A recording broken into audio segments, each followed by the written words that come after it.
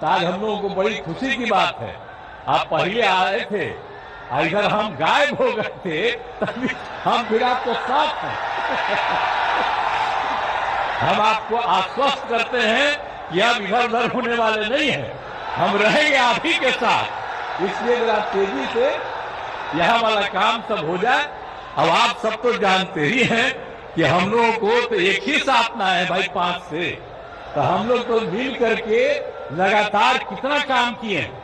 आप पहले जानते हैं कि कहीं कोई काम था, कुछ नहीं था, कहीं जाने का जगह नहीं था, कोई पढ़ता नहीं था, और सब हम लोग 5 से ही सारा काम इतना बिहार में करवाए हैं। हम लोग आपस में मिलजुल करके कि आज बहुत आगे बढ़ रहा है। लेकिन हम तो अब यही चाहते हैं कि आपके द्वारा जो काम हो रहा है और राज्य का जो काम हो रहा है, सब मिल करके हर व्यक्ति